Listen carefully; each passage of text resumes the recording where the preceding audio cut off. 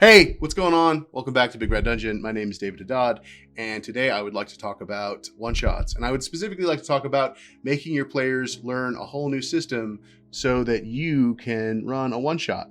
And I love one-shots. I like playing in one-shots. I think they're a fun time. And I think that, it is a testament, certainly, to a tabletop RPG if you can get all the information that you need to run it and take that information in a single setting and then play in that game directly afterwards. I think that is, a great testament to a strong system and good game design. And I hate doing it. Like, I really don't like learning. I don't like learning whole new systems for something that I'm just going to do one time. And I love tabletop RPGs. I love everything about them. I love taking the time to read them. Sometimes I think that learning all of that information and getting all of that stuff to put together for one story, I just a lot of times I want more than that. I think that there's a great investment that you put into playing a game. And I think that, asking your players consistently to keep making that investment with this cool new system time and time and time again, I think that it's something that could be done with one system.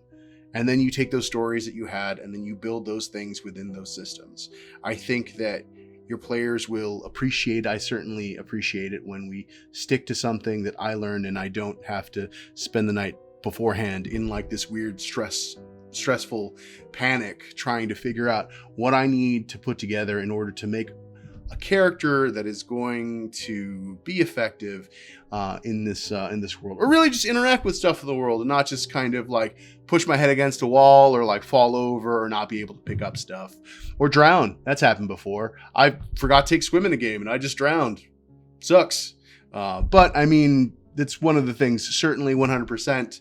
Please don't put your players through having to learn a bunch of new rules for something that they're only going to do one time. I always imagine that people have like room enough, like not everybody, obviously. I've got room for like a lot of systems, but I think that some people, they only really have as much mental space with everything that's going on in their lives, with, how stressful the world is, for like one big system and then like one or two smaller systems. And if you can find space to tell your stories utilizing those systems, that certainly will behoove you, and I'm certain your players will thank you. All those things being said, if you are a storyteller, learn every fucking system that's out there. Learn all of them. They're all wonderful. They all have a different story to tell you. And just think about it. They were people that were out there that had this idea and they wrote it down and they build mechanics and they're like, hey, you person that I haven't met before, I'm going to give you a whole freaking world. It's a whole world where you can be at cause, where you can be the hero, where you can tell the stories that you can that you can tell the stories that you'd like to tell. And I think that having a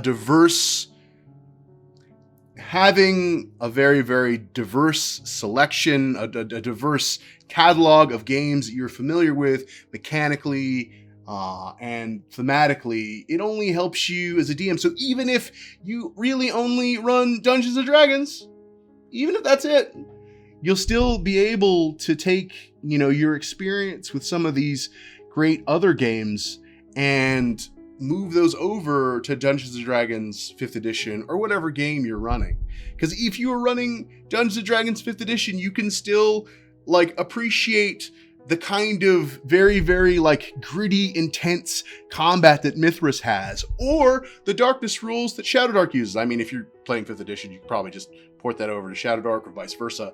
I mean, those are both great games on their own. I think that Cyberpunk is a fantastic game. I would like to have someone run it for me at some point.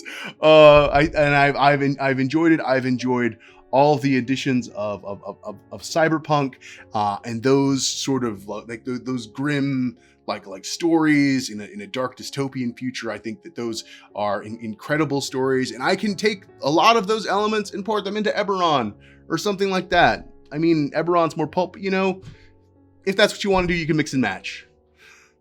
Yeah, I think that there are a lot of wonderful games that are certainly out there in the world.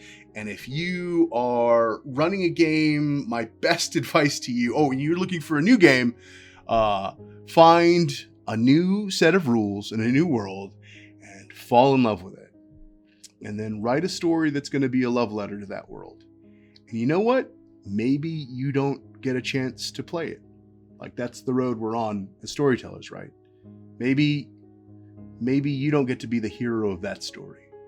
But maybe you have some of your closest friends, and then those people get to be heroes in that story you always wanted to see happen.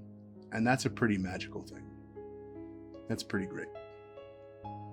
Yeah, if you have a game that you would love to play, or a story you'd love to tell, and you'd like to tell to us, please feel free to put that in the comments below.